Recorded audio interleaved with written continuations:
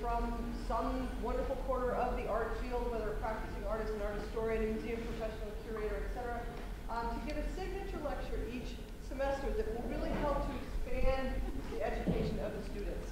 Am I the first in the series? You are the first in the series. Holy cow. Thank you.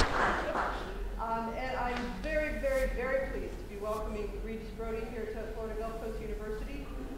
He is one of the great masters in American ceramics and very long history as a teacher at a single institution.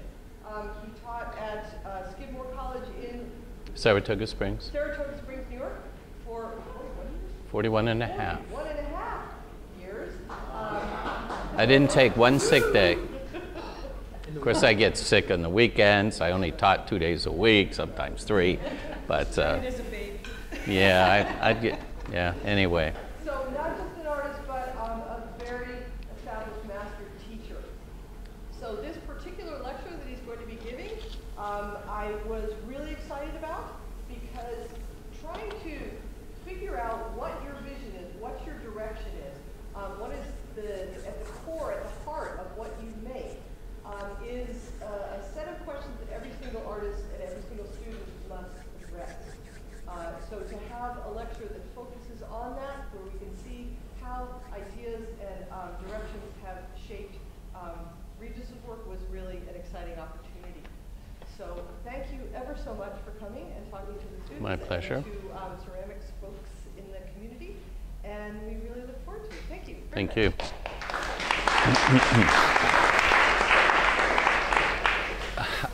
What's always helpful is when I present the lecture, if there are ideas or things that it kind of provokes or curious about or whatever, ask questions anytime during the talk.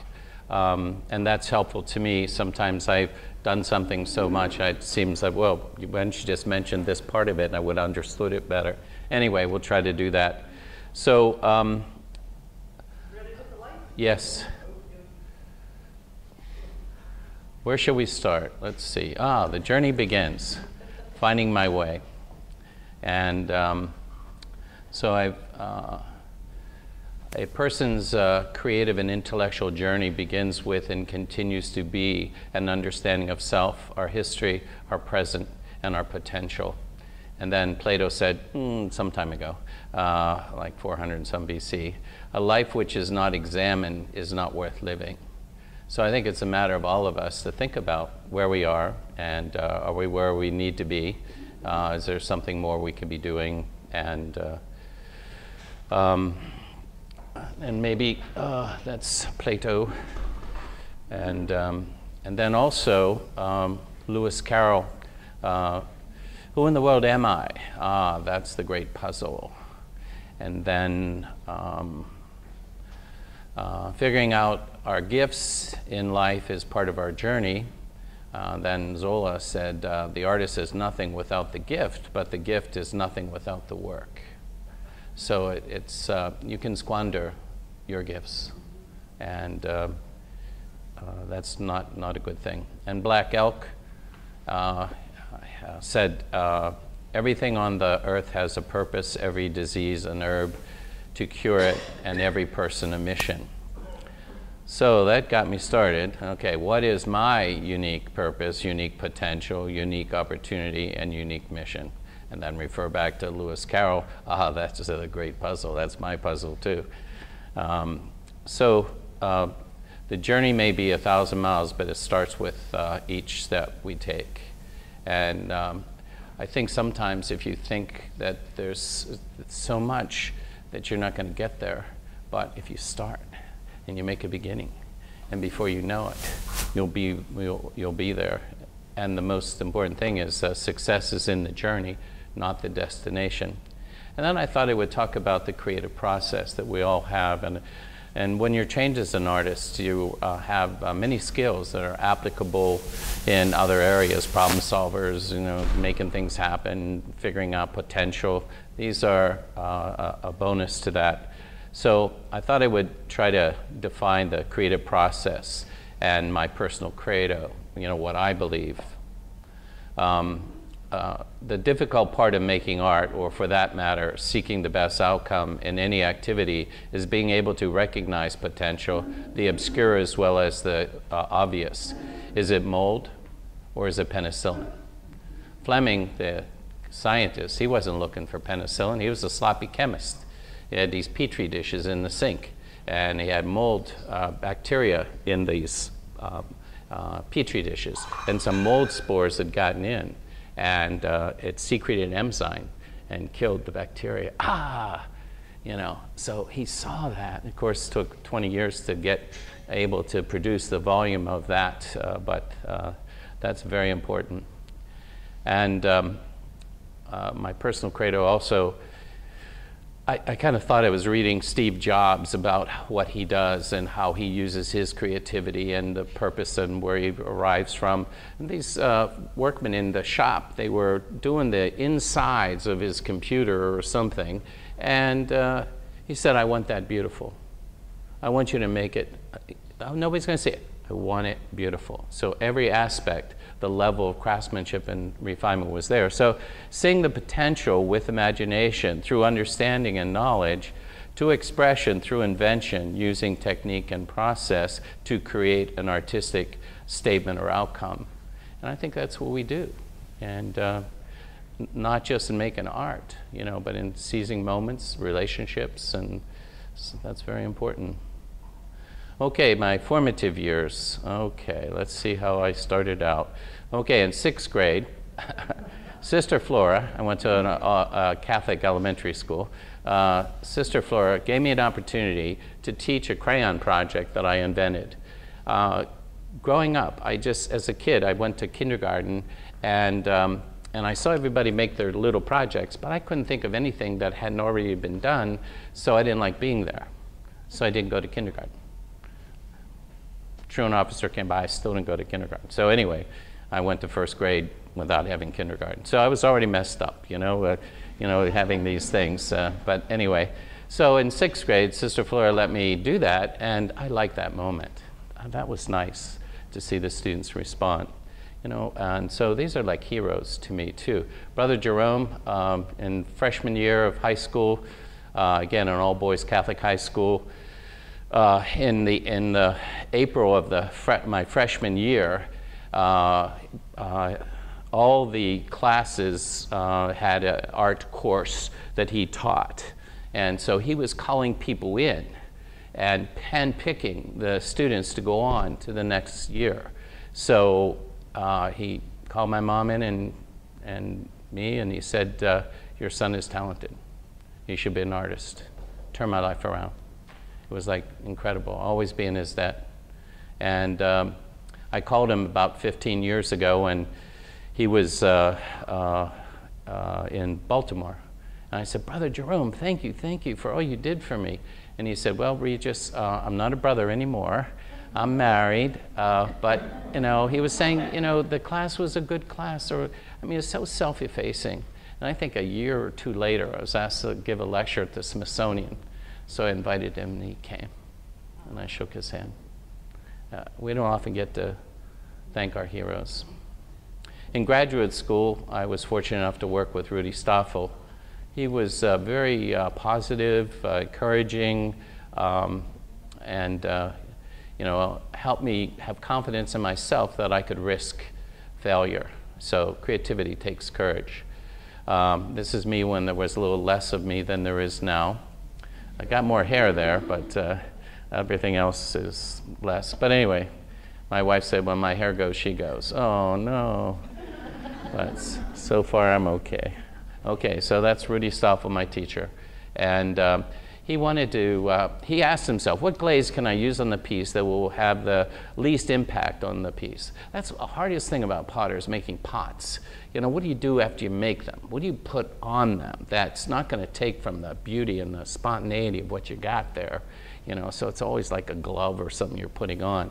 So he couldn't find anything. So he actually developed a self-glazing clay body. So it was more silica and less clay, and he would fire to cone 910. If he'd fired a little bit too much, it would be a little pig cake, you know, but he got it just right, and it would be translucent. So he called them light gatherers. So you'll see the light coming down inside really shows the variation. Yeah, it's just the light. Again, these are some of his pieces.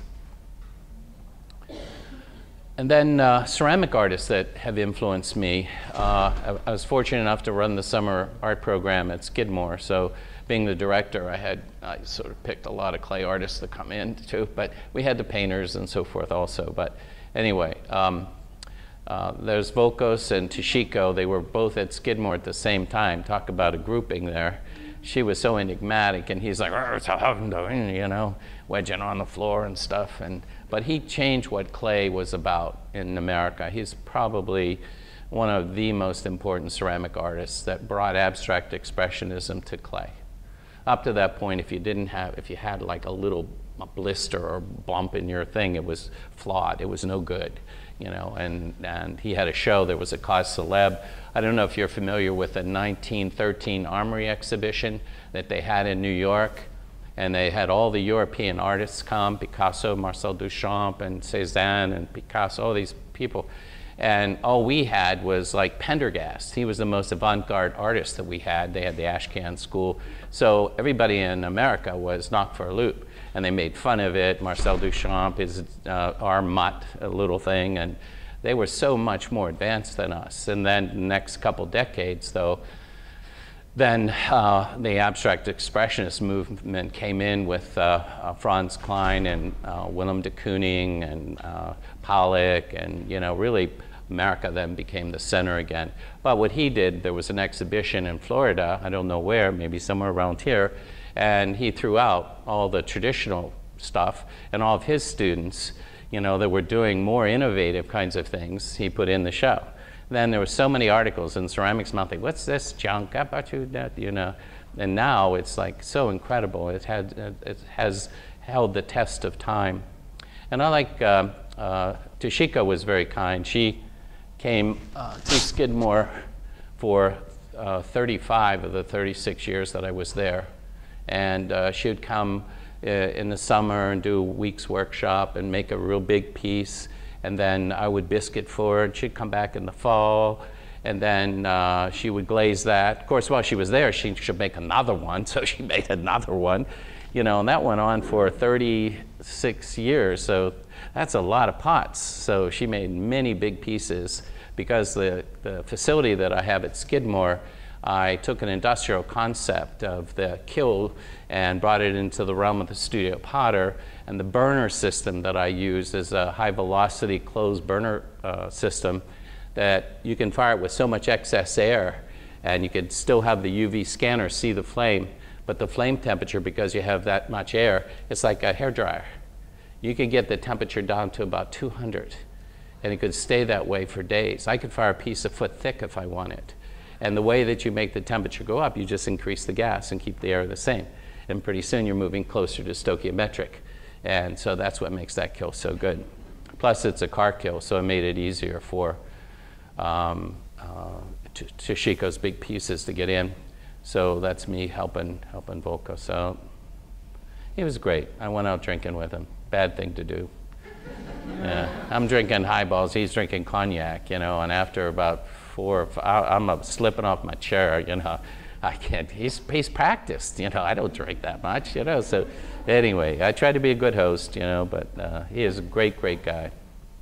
And these are some of his pieces, that big one. You can see where Don Wrights had been there the week before, so Wrights wrote his name above Volkos, and he gave that piece to my wife, the finished piece. That one, no, these are the new set.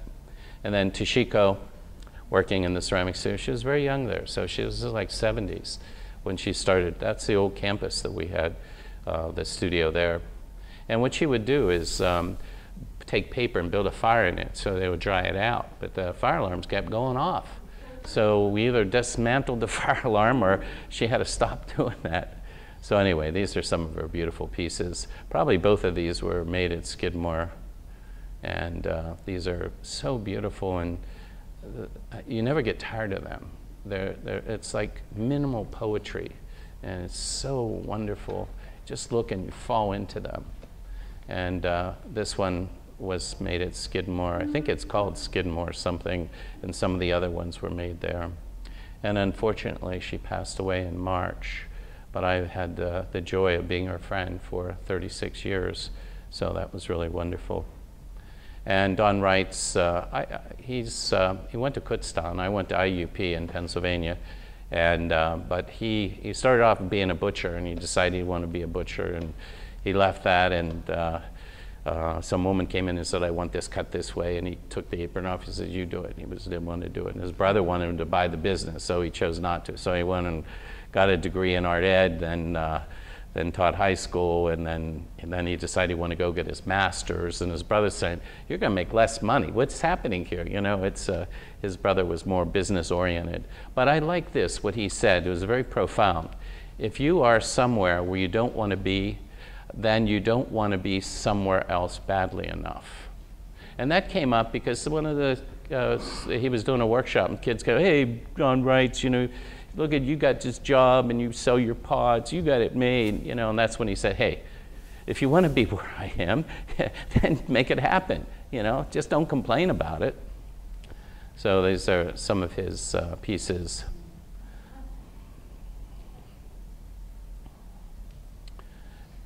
And some painters that I like a lot, being a postmodernist, abstract expressionist myself, you know, being inspired by, you know, people like de Kooning. I don't paint to live, I live to paint.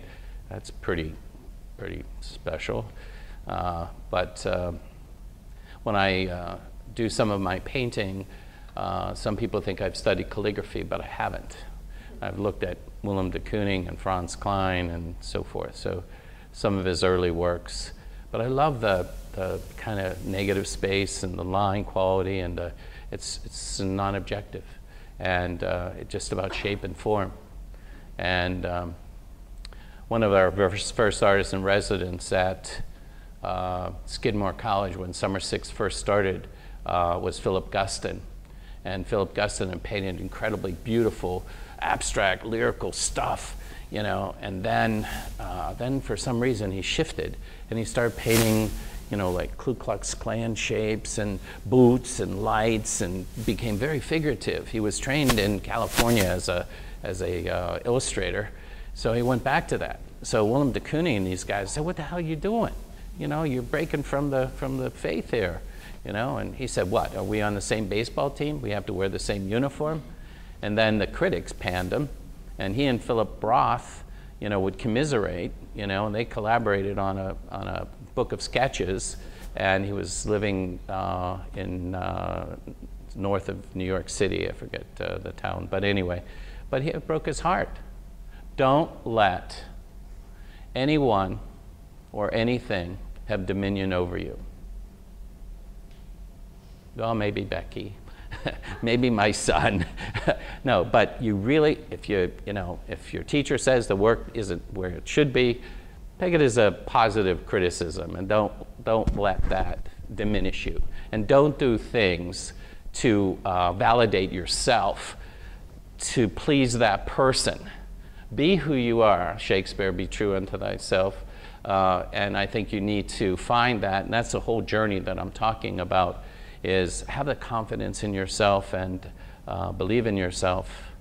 Is there an image? For some reason, I don't have an image there. And there's one. These are last of his sculptures. This is Franz Kline. The final test of a painting, theirs, mine, or any others, is, does the painter's emotion come across? So when you think about it, when you make a pot, how much emotion do you imbue in that piece? You know, how much of you is there? And the better you understand yourself, the better you can share what's there. I tell my students, just don't make things. Think about what you want to make. You know, you have a vision that's unique in the whole wide world. You know, let your sensibilities and your skills and your preferences come through in the work. You know, there are no small parts, just small actors. So everything you do, make it a cameo performance. Don't just bang things out or assignments. Wait, don't waste your time. You know, if you're going to do it well. Do it to your best ability, even if it fails. Dancing with the Stars, that one guy in the middle, he's tough. The one tried this very difficult move and she fell. And he applauded her for that. He said, you could have played it safe, But, you know, that took guts, you know, and that made... Yeah, okay. Not that I watch it too much. Okay, these are, you can see the power of the stroke, the process of the painting, you know. So if you render things that are object-based versus process-based, there's concept and process. When Willem de Kooning was first starting out, he wanted to paint a woman in space. His early works were more naturalistic. So the concept drove his art. Then he decided he was less concerned about the figure, more concerned about how he put the damn paint on the canvas. You know, the drips and the splashes, that became the concept. So you can work both ways, being aware of concept-based and just the process-based. And the lines are very interesting. There might be some letters in there, but I know there isn't. I went to Japan and we had my colleague that went with me was there on a Fulbright the year before, and he was a professor or had a doctoral program at Yale, and his teacher was the president of Okayama University. So we went to Japan together. Obviously the president, you know, he waited in the hotel room for us to greet us. They do it formally, and then the chair and the dean and so forth. Anyway, they took us out towards the end of our trip, and we went to a geisha house and I'm drinking sake a little bit and setting it down. Wasn't that knowledgeable about the Japanese culture at that time. This was in '72. So I'm thinking, you're pouring it in there, I should drink it. So I drank it and said, then it got poured again. And I said, holy cow. And then my buddy, he said, Regis, you don't have to drink it. So then I stopped emptying it and didn't get filled again. But anyway, they brought out sumie brush painting after. And these Japanese, they're trained to use that brush and the beauty. So I can do that. So I got the brush. I never trained in calligraphy, I don't know. So I just, you know, and then he looked, and he started to read it. I don't know what I said, but anyway, so there's a difference. So he's more of the just brush painting. Okay, influence of and being informed by architect, Louis Sullivan, probably one of the most pivotal events in my life in terms of the direction of my work. I attribute to his genius. This was an American architecture course that I took in 1968. And he had a profound influence on me and the direction my work was to take. His name was Louis Sullivan. Now, Louis Sullivan made American architecture American. And up to that point, people were building revivals, classic columns and balustrades and ornament that was associated with classical architecture. And he said, we're American. Let's do stuff American. So, and he wanted ornamentation of the architecture was indigenous to the structure, which is a very important point for me, because when he decorated the buildings, it wasn't on, it was of the building. So being trained as a painter drawer, that sounded pretty good. Ornament should be on the building, but of the building. And then my surface decorations, its ornament, should be on the form, should not be on the form, but of the form. So that set the whole standard because I had skills. God was kind to me. I can draw, I can paint, I can sculpt, and I did pottery. So I don't know, I ended up doing pottery because then I could paint and draw on my pottery. So I figured I could pull my skills. There may not be as many potters who have the drawing and painting that they could use on their pottery, so it seemed like a good idea at the time, and that's what I pursued. It's incredible. His system and philosophy that would enable me to continue my painting and sculpture skills with and on the ceramic vessel. So this person, Louis Sullivan, the most important American architect in the 19th century, he was the father of the skyscraper. What happened in 1874, I think, they had the fire in Chicago and devastated the whole city. So it became a place for architects to rally and to bring their architectural skills to the city. And his student, Frank Lloyd Wright, had such respect for him that he called him his beloved teacher. And this is the first or the largest building that was built in Chicago, which was a combination of two, Adler and Sullivan. Adler had made the best acoustical theaters ever, and Sullivan had the ornamentation, the idea of enhancing the power of it, and that's sort of like in New York City where they have the place and the sound is so good.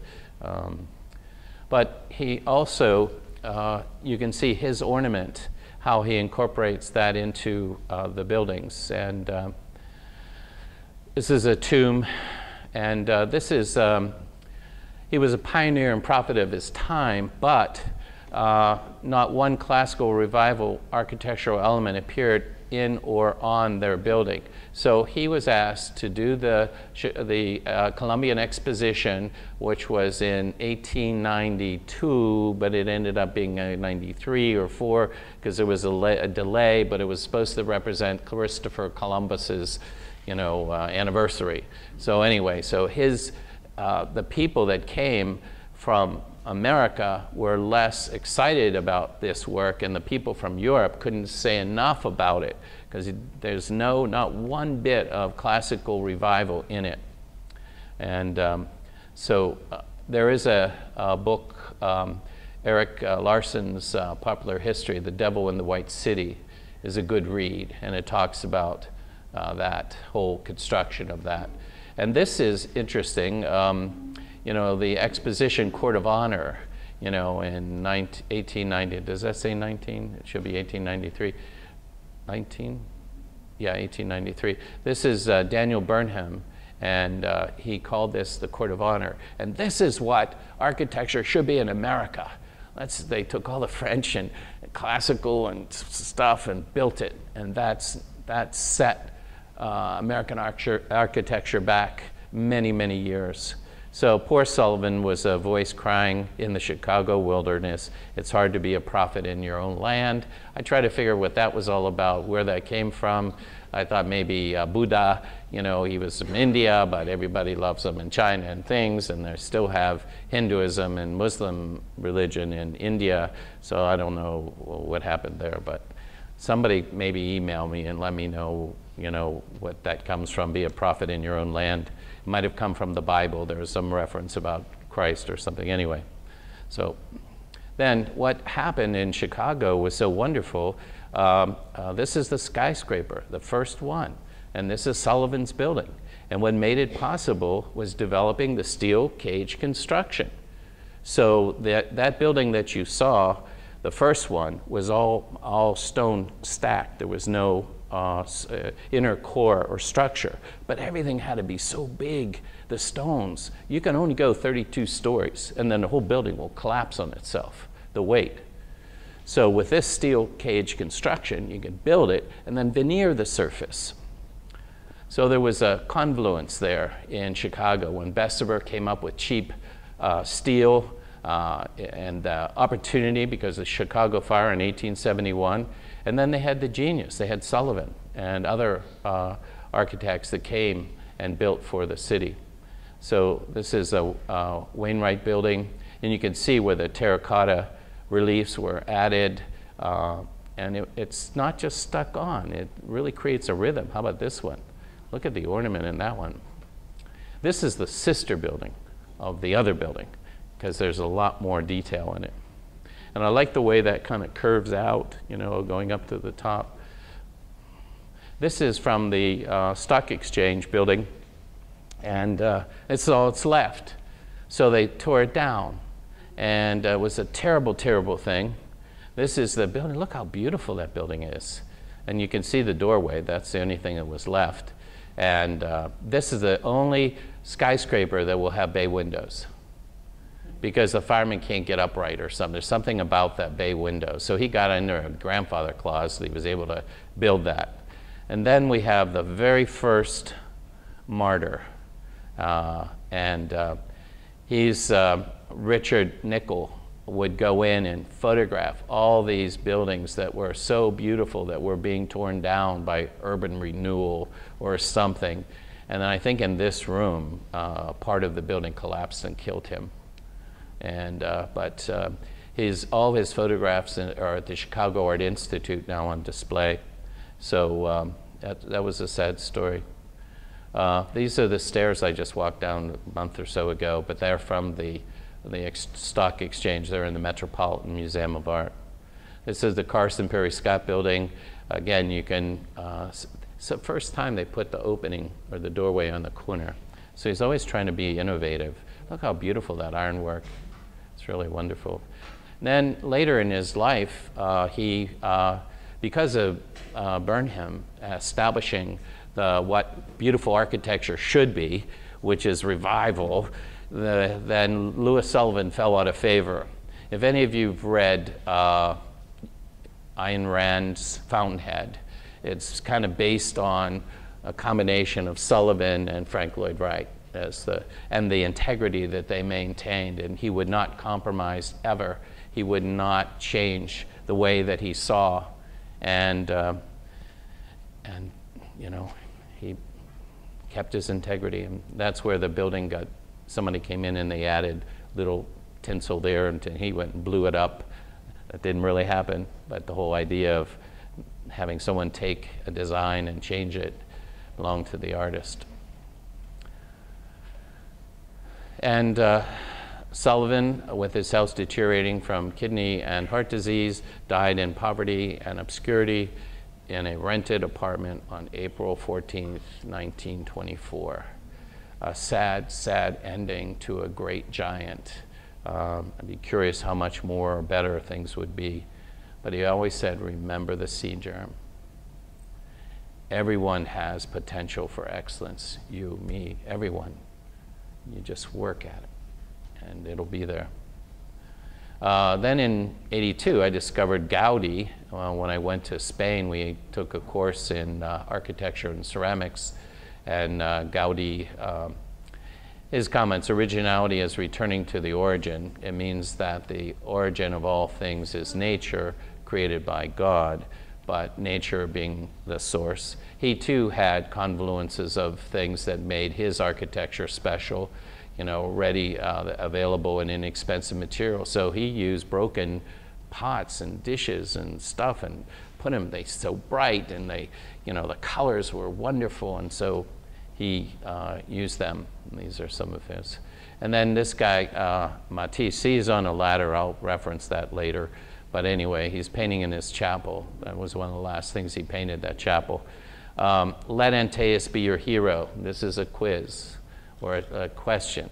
Who can answer this question? Why did Matisse say, let Antaeus be your hero? Who's Antaeus? Who's Hercules? Okay, Hercules, because Zeus messed around with his mother, and he was the offspring of that mix. So Zeus's wife was not happy. So she made Hercules' life so tough, and so he actually ended up killing his family. He was, you know, in a rage because of the god did that to him, made him crazy. But anyway, to redeem himself, he had to do 12 tasks. One of the tasks was to go and get Antaeus and beat him up, because Antaeus was guarding the golden apples or whatever it was. So when Hercules went to wrestle with Antaeus, every time Hercules beat him up and threw him on the ground, he came back stronger than before. And then he did it again, and he came back stronger than before.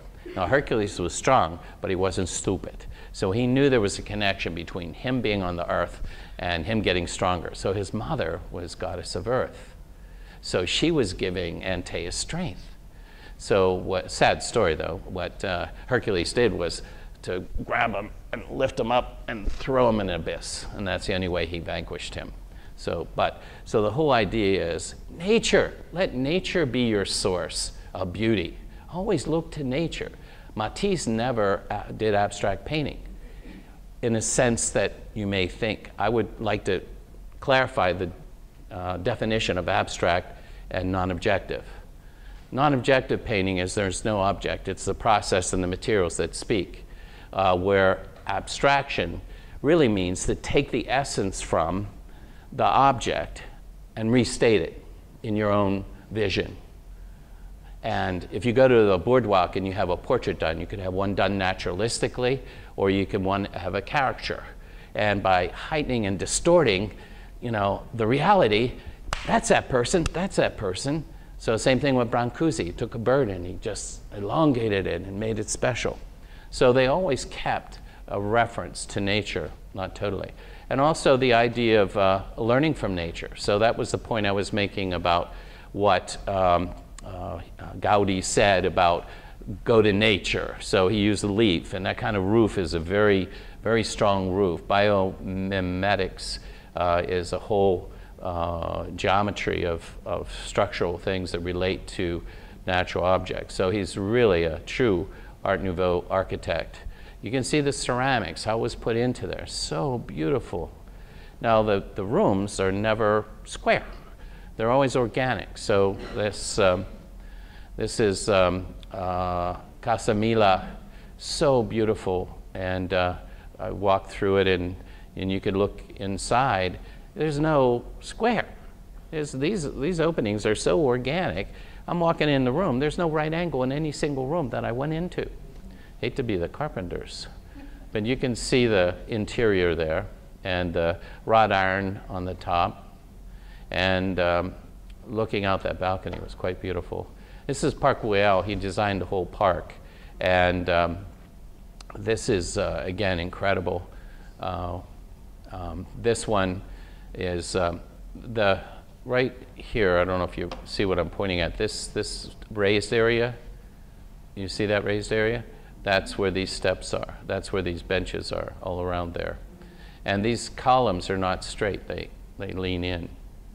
And his architecture deals with a catenary arch support. When you flip it over, it's self-supporting. And I'll show you that a little bit later, too. And then, Julian Snavel went there in '70, and he learned from Gaudi using all those broken things, and he did his work based on that. So, artists, what is it? Good artists copy, great artists steal.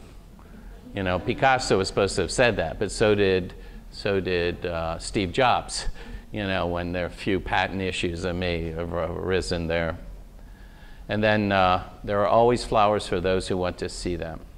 So seeing beauty is really what we all must do, and extending beauty to others by, you look very beautiful today. I like your hair, very nice. And we have all these little warm fuzzies, but we don't give them out. We hold them back. We got a cornucopia worm. We get the cold pricklies out.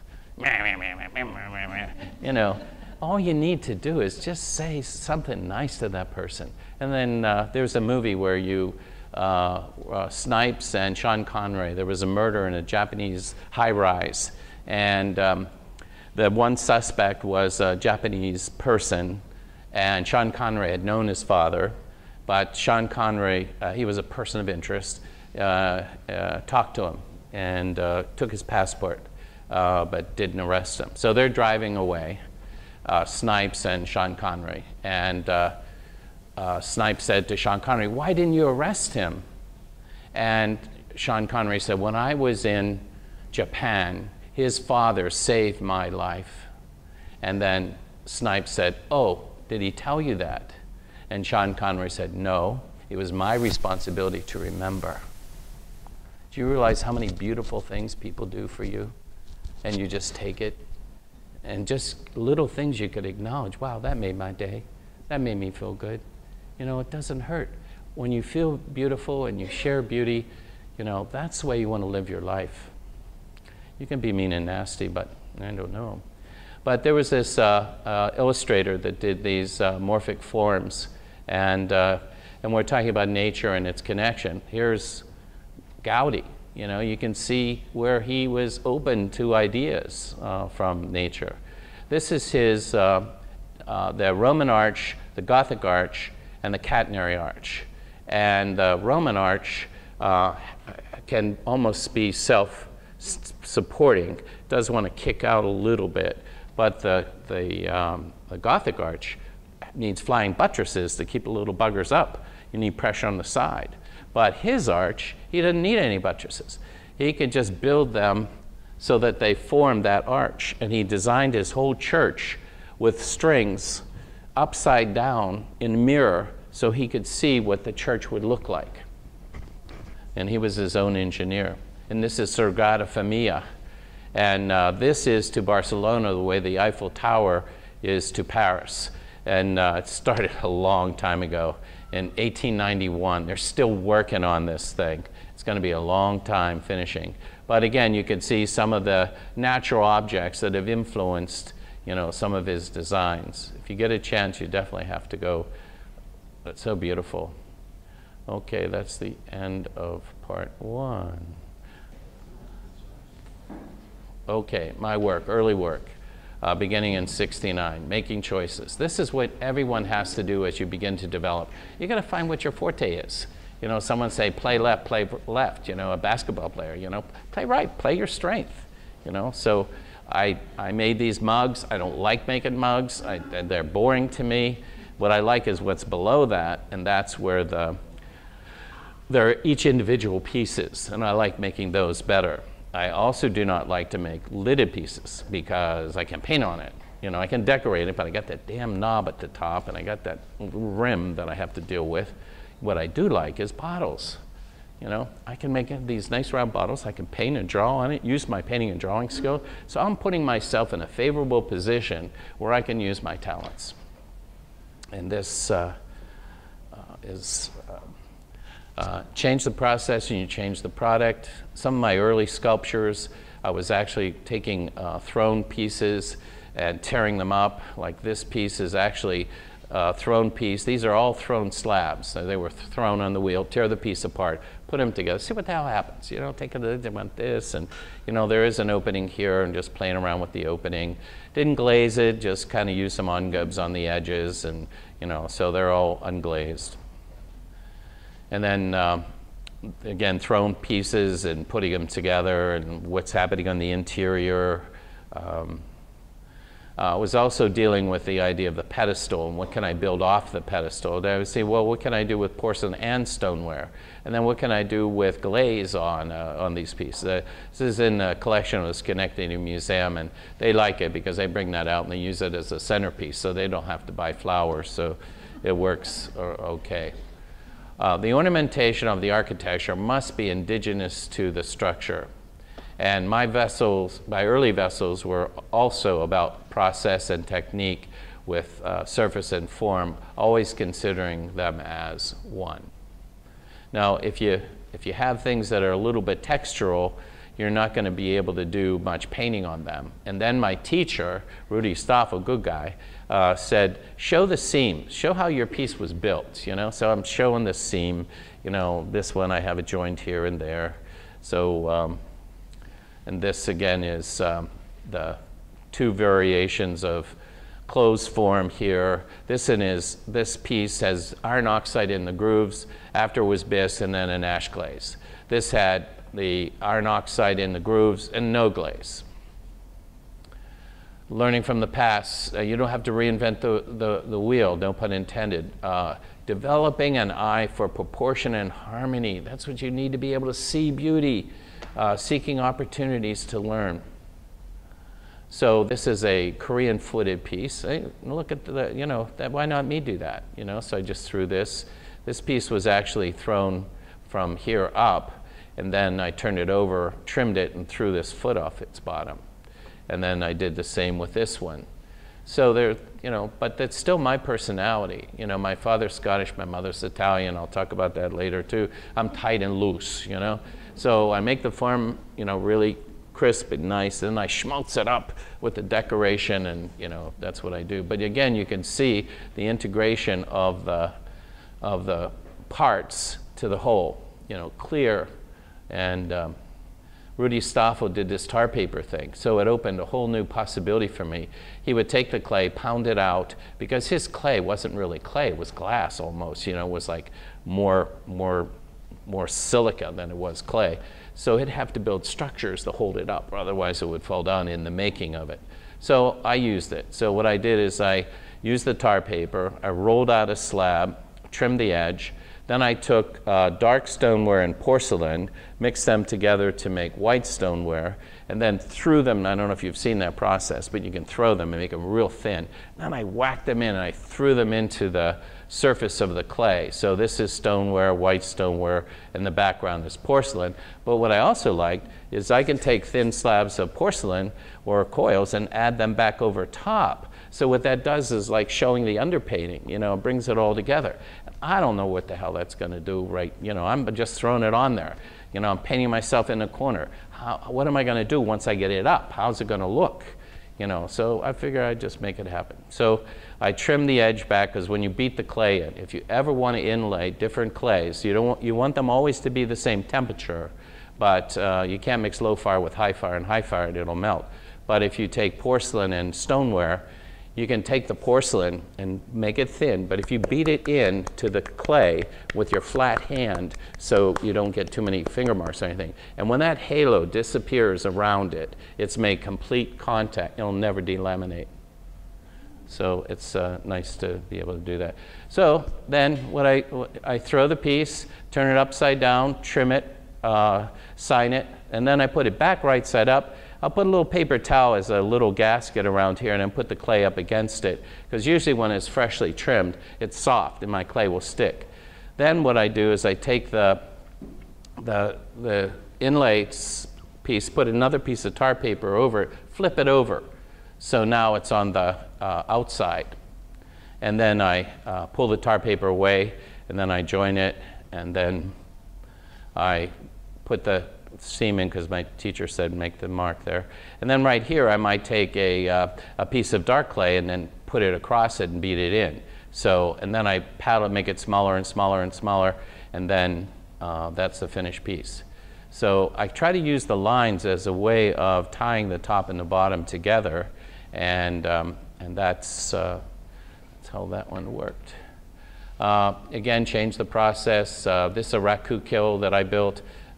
It's called the Clamster, and you could really fire big pieces in it, and these are some of the raku pieces I've done. It's really kind of a fast process.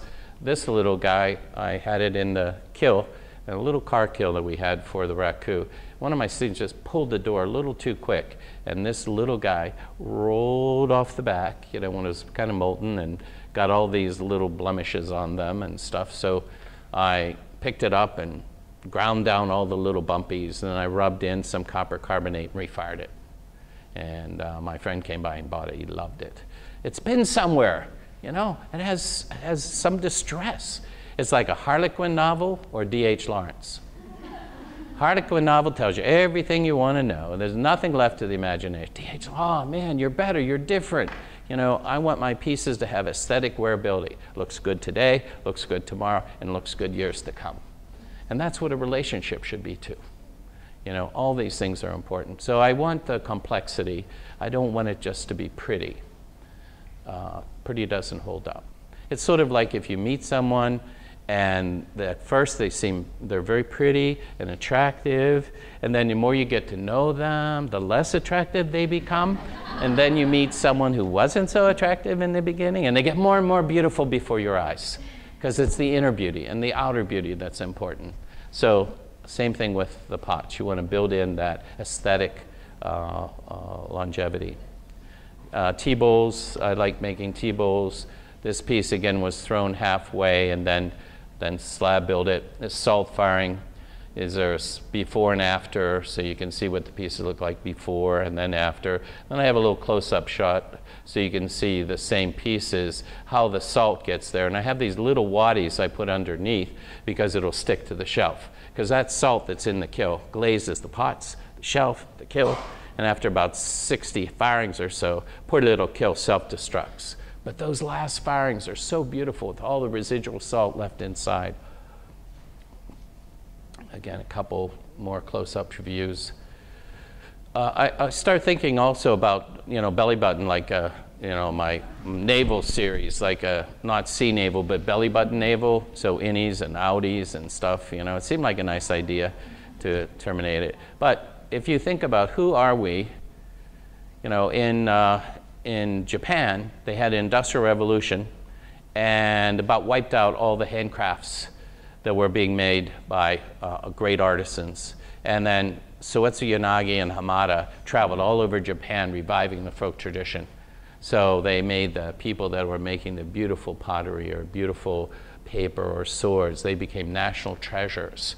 So their society was very bland. It didn't have that.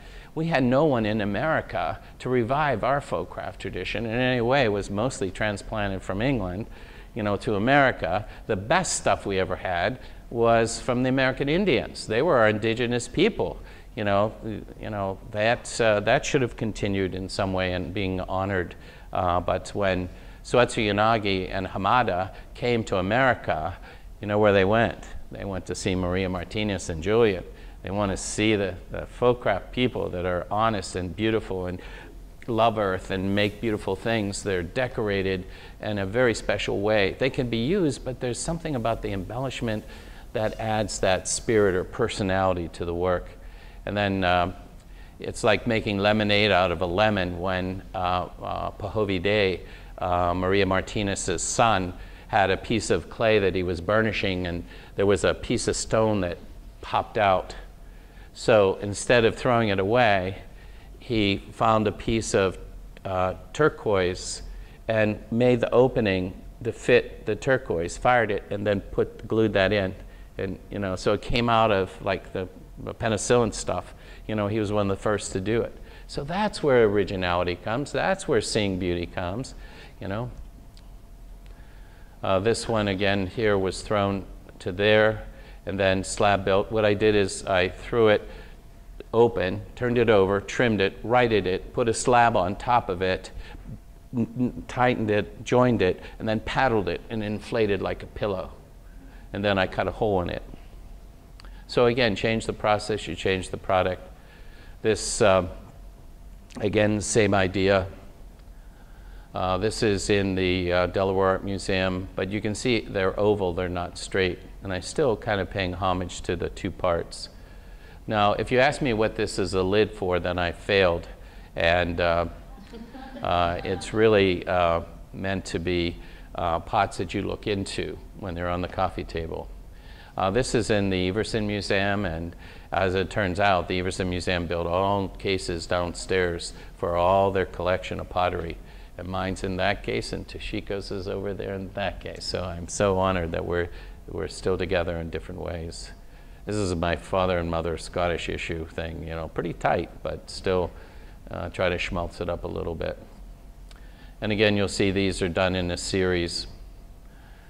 This one on the left is white stoneware with porcelain and dark stoneware inlaid. This is porcelain with dark stoneware inlaid in it, and then salt fired. This is a technique that I developed. Maybe people are using it now, but it's using soluble salts like copper, cobalt, iron, sulfate, like mixing sugar and water. It's a solution. So what I did on this piece, I bisqued it, and then I used underglaze pencil and drew on it, and then I waxed parts, and then I used the cobalt sulfate on it, then waxed it again and used copper sulfate, then waxed it again, used iron sulfate on it. So it's like batik, just layered it and then fired it. So it has no glaze on it, interesting like Rudy's, and then just the glazed rim. This is a piece that had satin white glaze on it, and then before it was high fired in almost like majolica. So it's been bisqued, glazed, and then I paint on it with the sulfates. I use wax as layers in between to get it integrated. Then I paint the whole piece with wax, and then I scratch through with a needle tool and do iron oxide into the lines, so I can have lines, and then it comes out like that. This is the process of layering. That's the liquid sulfate there. So I have wax, and I brush it on, and then get another color and brush that on, and so this was on greenware. I just brush stroked this on greenware, and then I took copper sulfate and brushed over that, and then waxed it, and then scratched through it. This is all greenware, mind you. And then all I had to do was glaze the rim and high fire it, and it came out that. These are plates that are just sulfates. Interesting how Rudi Stoffel had the same porcelain. This is Japanese. I like the idea, a little notch in it. In the 1590s, the Japanese conquered the Koreans, and the Zen priests traveling Korea saw these peasant potters make a rice bowl. It had a quiet beauty about it. It was natural and unpretentious. And so they said, this would be great for our tea ceremony. So the Korean rice bowl became the tea bowl used by the Japanese. But they had a caste system in Korea, and lords and noblemen had to have the perfect rice bowl. But the peasants couldn't presume to have anything as good. So they'd nick the foot, and then the peasants could have the rice bowl. But the Japanese, they believe in beauty and imperfection, so all the aficionados and lords and noblemen wanted the notch in the foot. So I make it just in case a lord or nobleman comes by, I'll be ready for him. So one culture blemish, another. Again, these are sulfates, T-bowls, no glaze on them. I love the idea of inside outs. Always open your mind. Look, go to museums, go to concerts, listen to great music, just look at the sunset, preferably with a good buddy or something. Anyway, so this one on the left here is, it was selected by the National Ceramics Museum in Spain. It's in Barcelona, so I'm so pleased I'm in the same city with the guy. And this also was chosen by them for the museum. These are, again, I started doing more inlay. So not only did I inlay up here, I started inlaying in the bottom section too. And again, these are done that way. This one has the same inlay clay, top and bottom. And what I do is after I inlay it, I'll take an incising tool and draw into the leather hard clay, paint a slip on it, let it dry, and then steel wool it so it stays down in the lines, and then it's pretty easy to finish up. So some are that big, some are that big.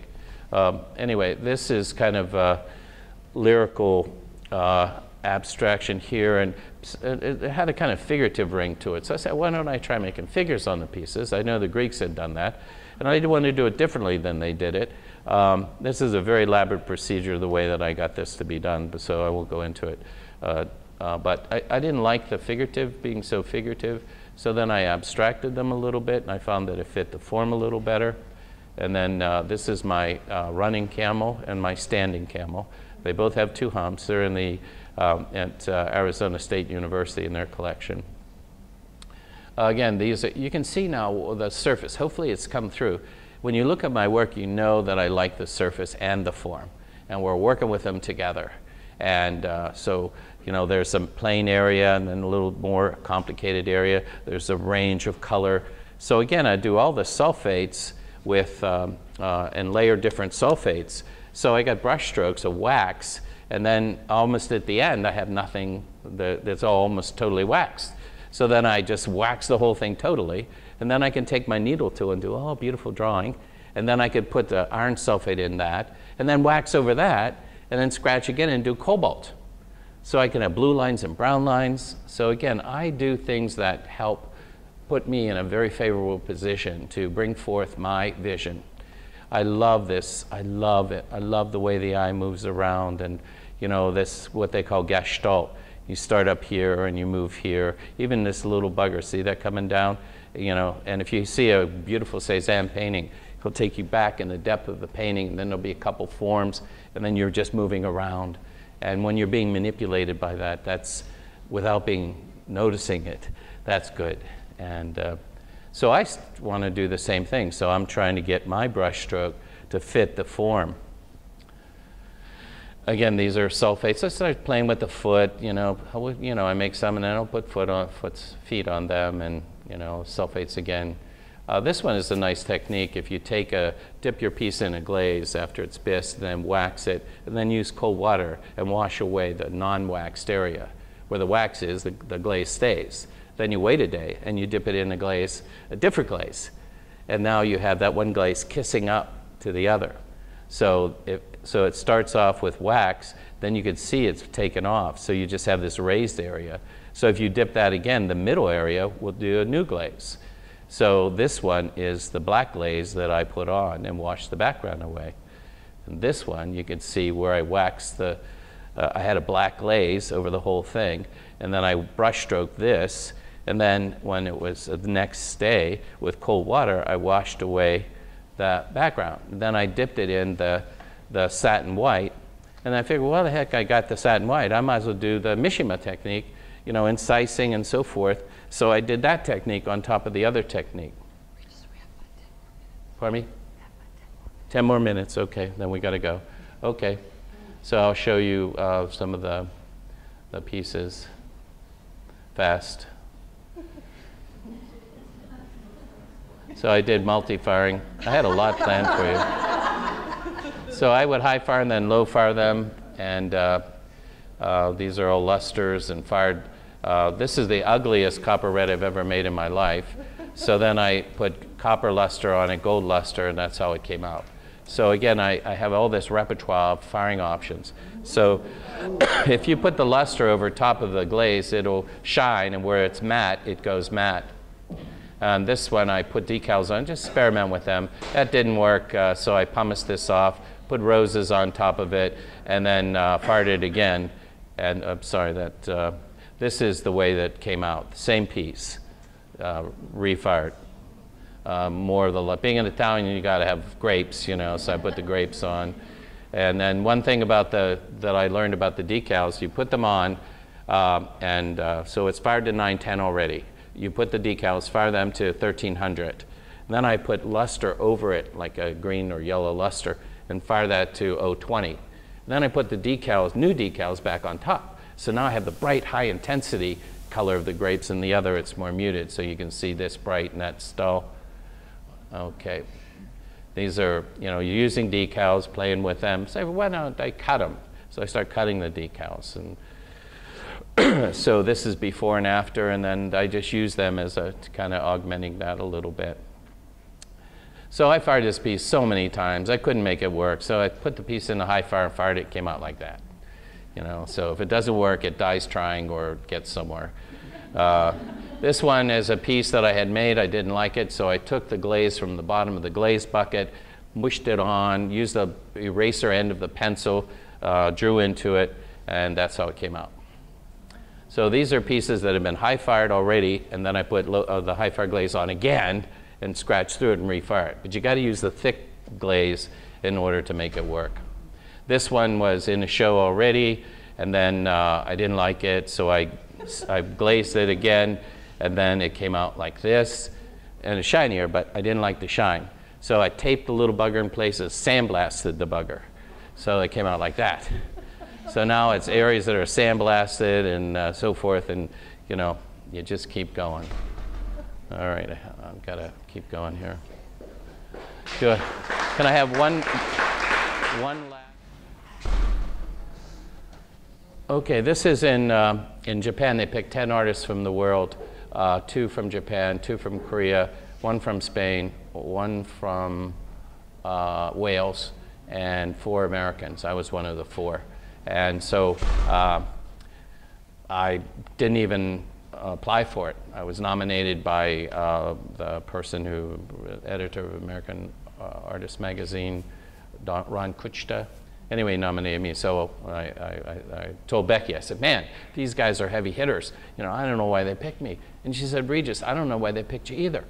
Oh, man. And then this is the area that our pieces were. These are all the people that I work with. And these are the pieces that I worked on. I worked for 3 weeks, 8 to 10 hours a day, 7 days a week. And then while I was away, they bisqued them. And then I stained them. And that's how they came out for that.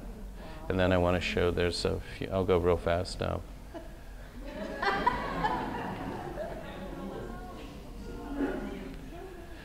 This one I just want to show where I fired this, and then about 8 years later, I put him in the salt kiln and it came out ugly. And then I redid them. So this is how this one started this way 12 years ago. 2 years ago I fired, I screwed it up, and then I refinished it. Same with this one, and that's how it ended up. So sometimes you screw them up. I was trying to put gold foil on this little lady, and it was too rough. So then I put modeling stuff on it and smoothed her out, and she came out like that. Okay, these are all old pieces that I've reworked. Okay, this is these are old pieces that I had, and so these are the same pieces. So I knocked off the edge of that one. I didn't like those little things sticking out on the sides. You know, these are 20 years old.